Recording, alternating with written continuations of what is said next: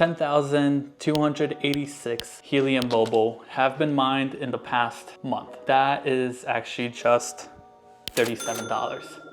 So let's talk about it. Over the past month, I had my Helium miner set up in my 3rd story room, connected to an Ethernet outside the window. Not that I believe it matters, mining Helium Mobile.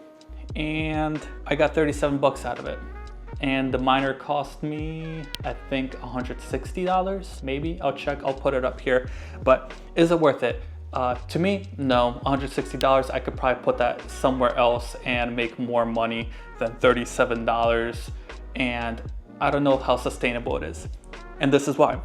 On the first few days, I was making 767, 724, and 705 mobile coins mined, whatever.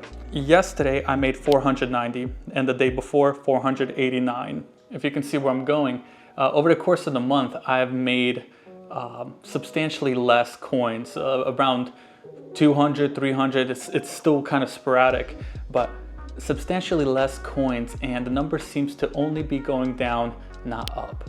And it's concerning to me because what about, you know, in 2 months, in 3 months, how much money am I going to be making from this $160 hotspot when I can see that, you know, it's going to take me quite a while to pay it off? I don't know if I want to recommend it to you guys. I can't say I do. If the price of Helium Mobile was increasing, that's great.